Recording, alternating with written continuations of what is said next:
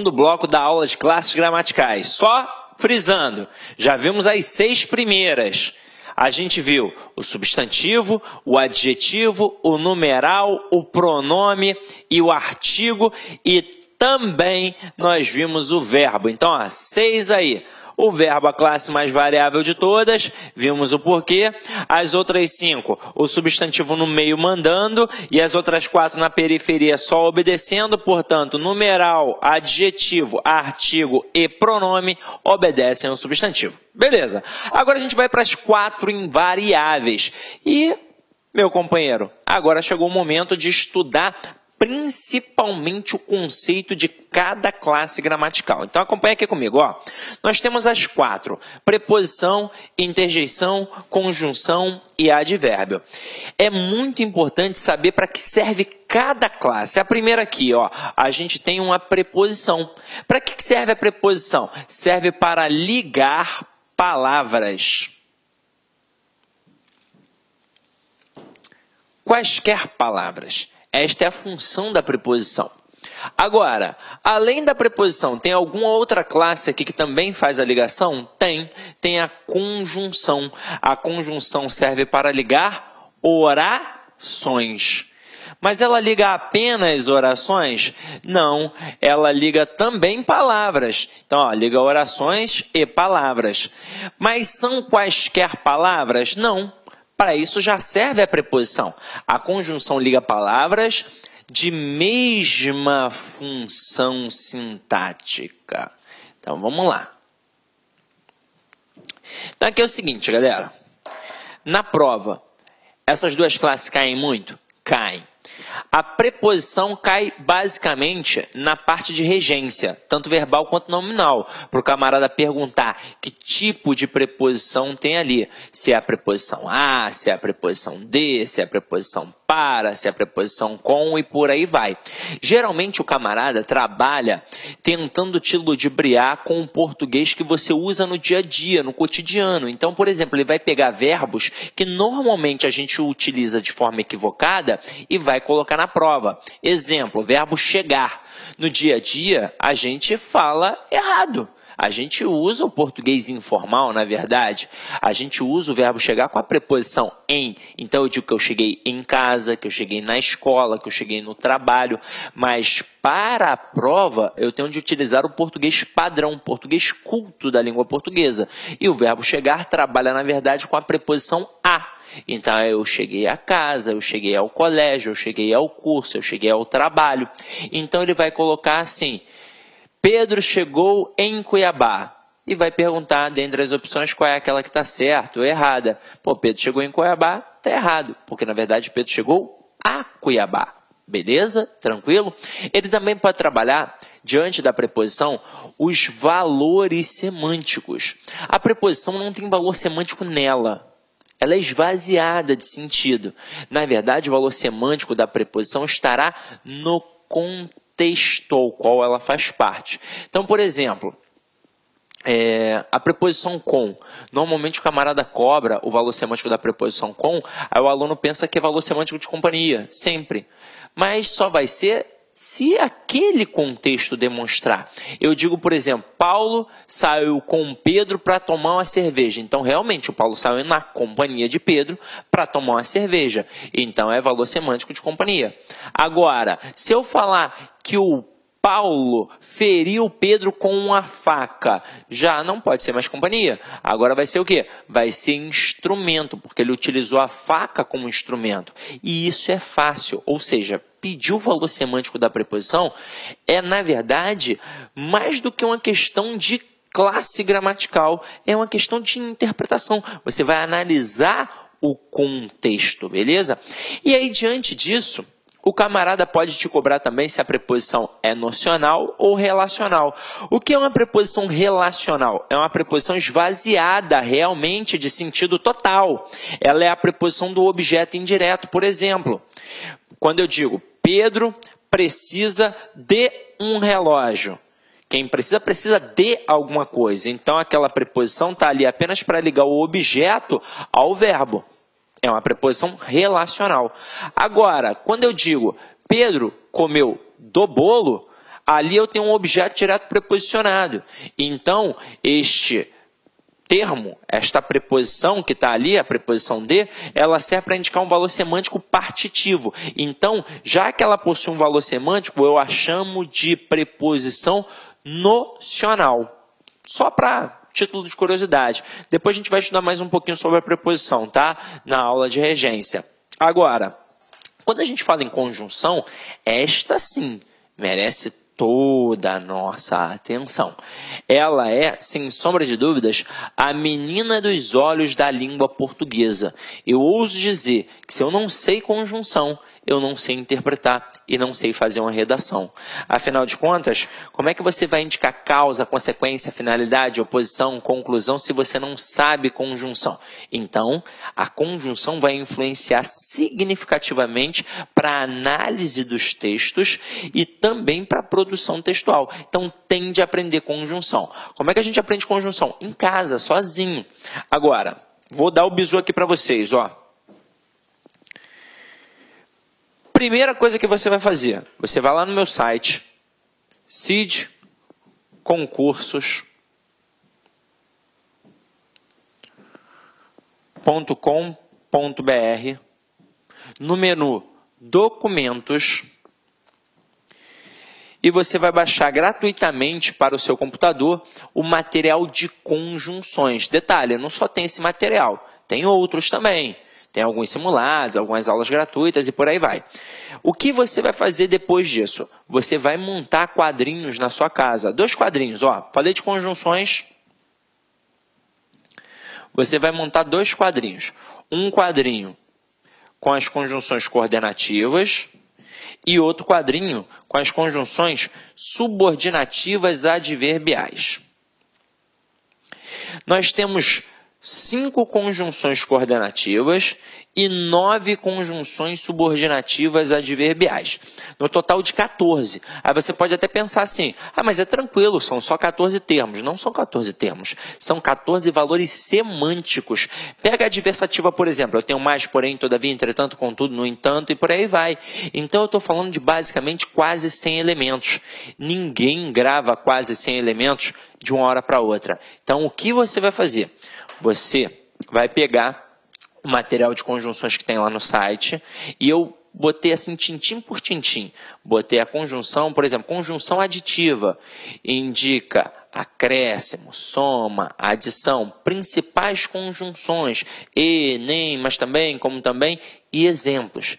Então eu fiz isso para você ter um material de qualidade sem se preocupar, será que aquele material da internet é válido? Será que aquele livro para concurso público é válido? Então já coloquei o material para vocês. Aí vocês vão copiar as 5 conjunções, tem que copiar, tá? Não é imprimir e colar não adianta. Na hora que você copia, tá mais do que provado que na hora que você anota, o processo de aquisição do conhecimento está automaticamente ligado, diretamente ligado ao processo de escrita. Então já copiou ali, já anotou, já transcreveu, isso já vai te auxiliar para poder gravar. Depois o que você vai fazer? Você vai pegar esta folha de cartolina e vai colar num local que você visualize sempre. No quarto, na sala, na cozinha, no teto do banheiro, não sei.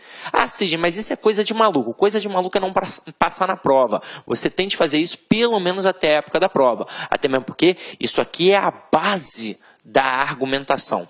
Desses 14 valores semânticos aqui, 12 são individualizados e 2 possuem um valor conjunto, que é a verdadeira base da argumentação. Quer ver? Vou mostrar a vocês.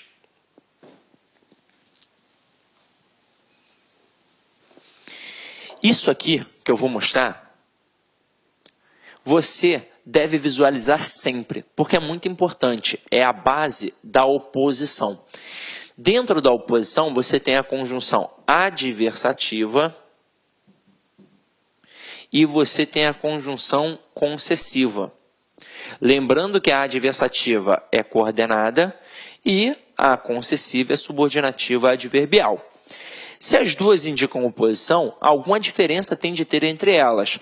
A concessiva, ela serve para enfatizar e a concessiva, ela serve para minimizar.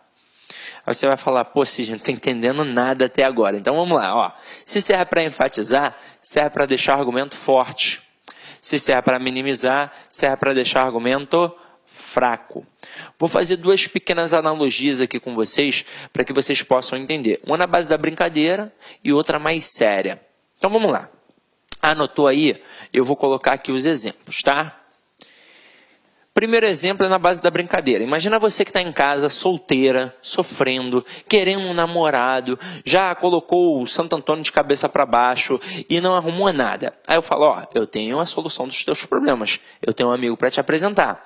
Aí na hora, é óbvio, você vai falar assim para mim, poxa, Cid, mas como é que ele é? Você vai querer saber como é que o cara é.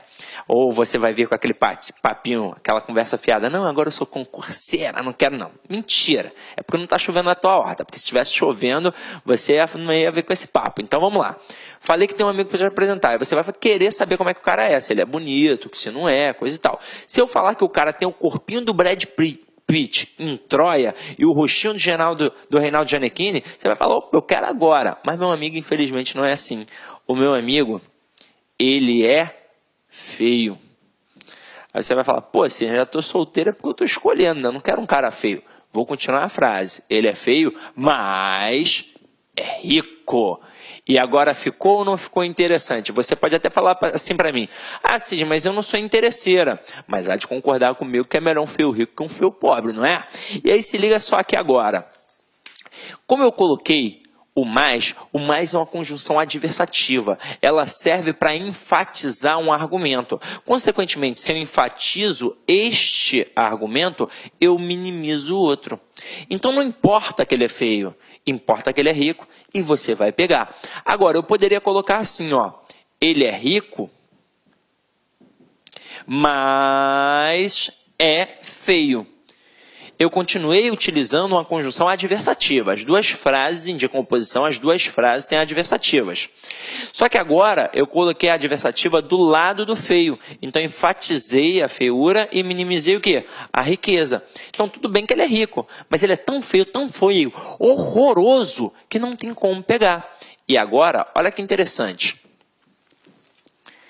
A questão de conjunção não faz você acertar apenas a questão de conjunção, a questão que a gente chama de coesão sequencial. Ela faz você acertar a questão de reescrituras de frases, ela faz você acertar a questão de pontuação, ela faz você acertar a questão de classificação de oração, sem contar que ela auxilia na produção textual, no processo de coesão sequencial. Então, é muito importante para você deixar de lado. Quer ver?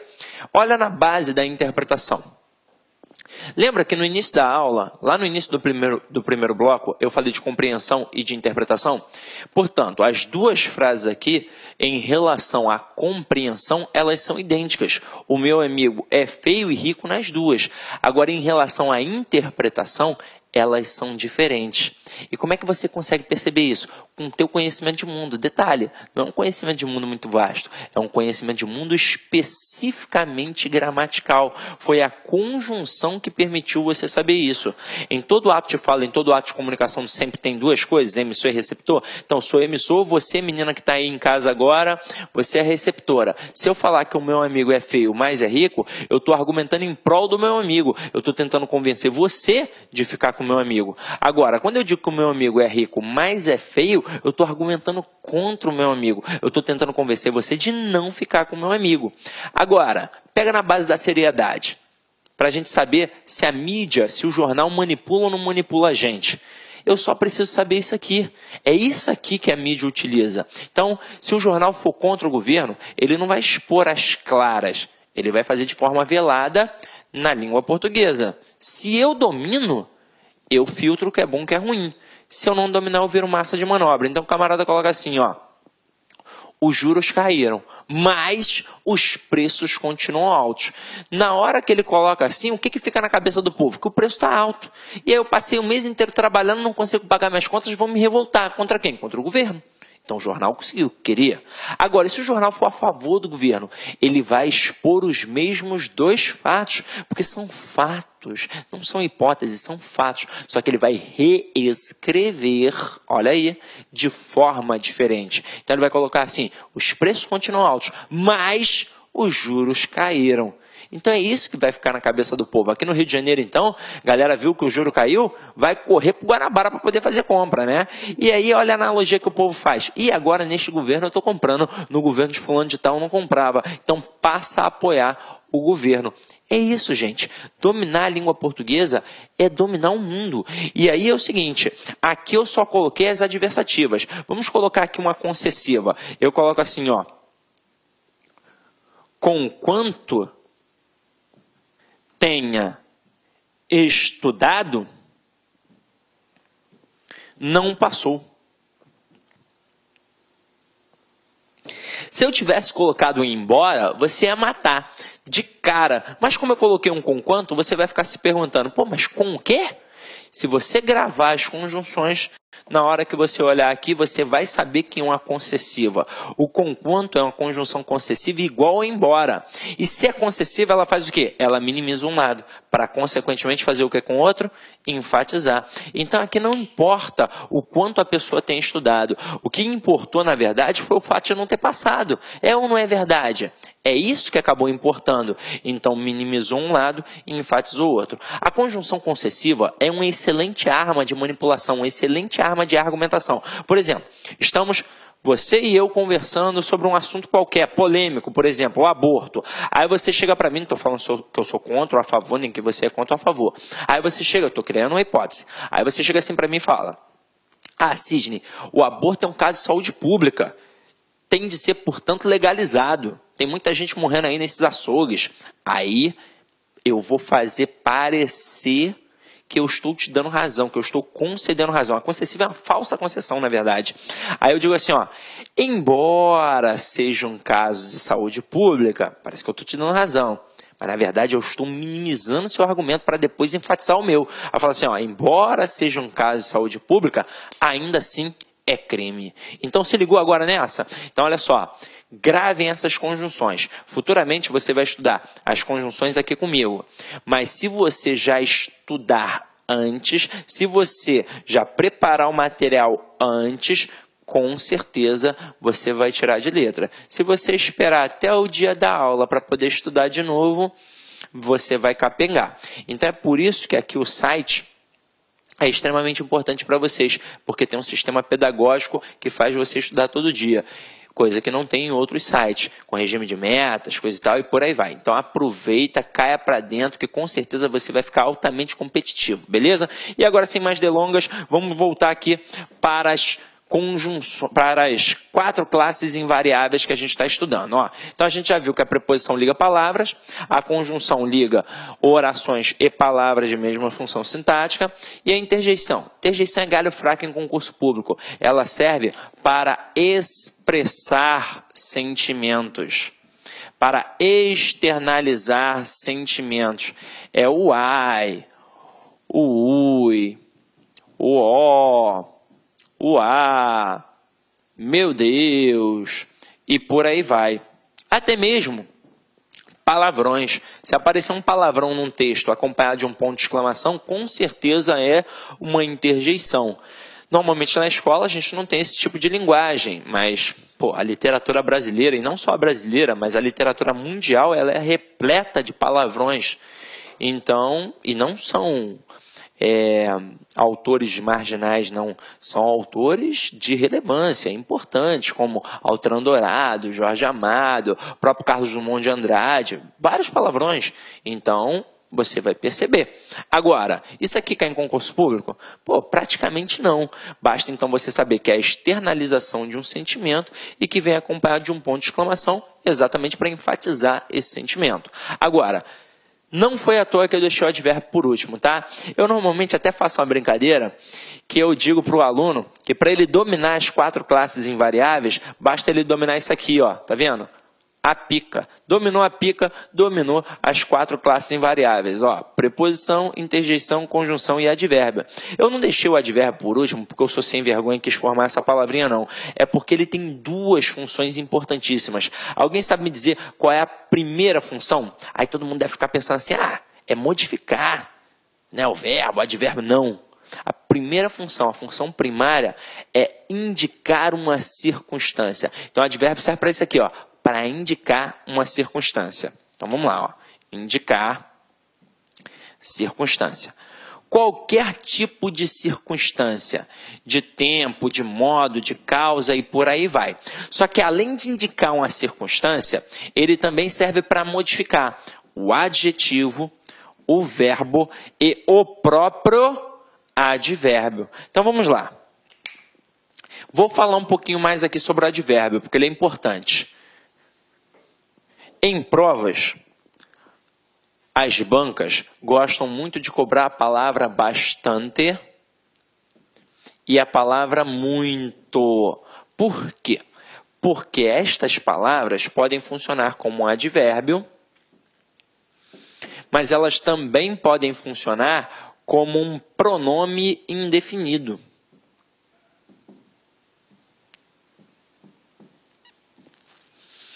Aí, normalmente, o aluno, na primeira etapa, vai dar mole, porque ele vai pensar assim, é mole ver a diferença. O advérbio, ele indica intensidade. Então, matei, um adjunto adverbial é um advérbio de intensidade. Mas é o seguinte, meu companheiro, o pronome, ele também indica intensidade. Então, se você tentar visualizar pela função semântica, você vai se estrepar. Você tem de ver pela relação gramatical. E acompanha comigo. O advérbio, ele é classe invariável, então obrigatoriamente vai ficar no singular. E ele modifica o adjetivo, o verbo e o próprio advérbio. Então, para estes caras aqui funcionarem como advérbios, eles devem estar ligados a um adjetivo, a um verbo ou a um próprio advérbio.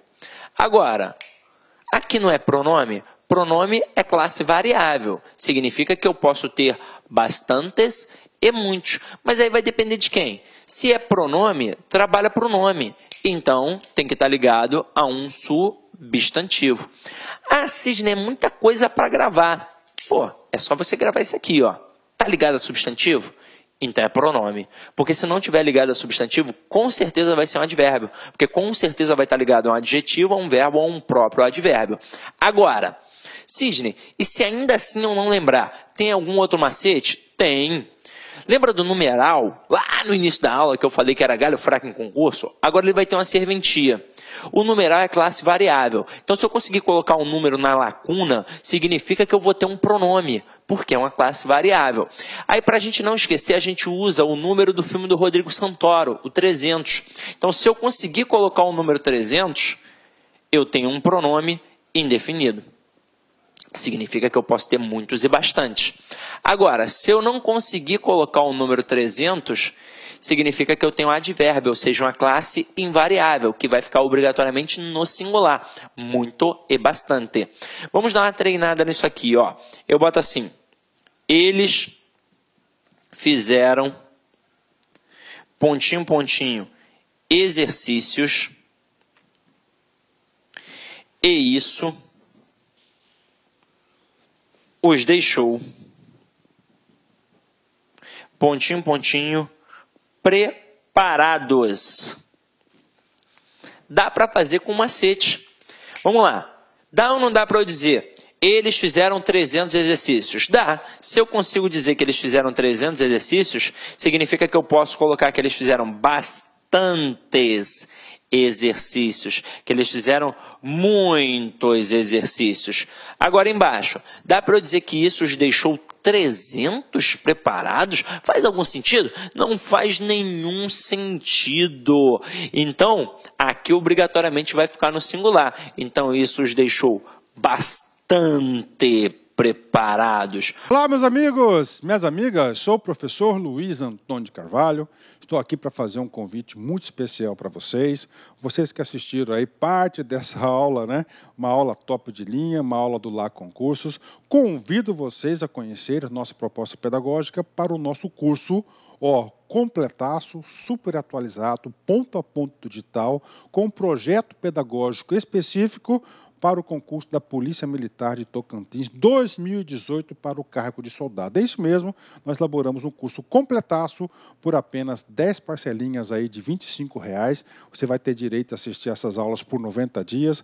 Durante esse período, você vai assistir quantas vezes quiser e na hora que desejar. E além disso, além das aulas com professores top de linha, nós julgamos o seguinte: o aluno, para ficar competitivo, ele tem que ter diferencial.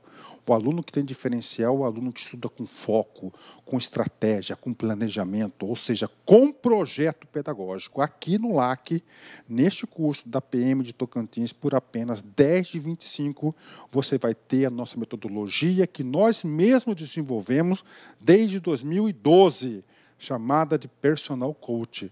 Personal significa pessoal e coach significa treinador. Então, você vai ter um treinador pessoal de concursos para a PM Tocantins. Todos os dias você vai ter uma meta de estudos. Se você cumprir essas metas de estudos, eu tenho certeza, cada meta cumprida é um degrau que você sobe, que você vai ao rumo da sua aprovação. Tá certo, meus amigos? Então, espero vocês aqui no LAC Concursos. Tenho certeza absoluta que vocês não vão se arrepender. Se você deseja aí, tá, esse material de apoio dessa aula, clique aqui embaixo, tá certo? Que nós temos aí, você pode fazer o download desse material gratuitamente, basta um pequeno cadastro no nosso site. Forte abraço, fique com Deus, espero vocês aqui no LAC. Fui, tchau. Clique LAC.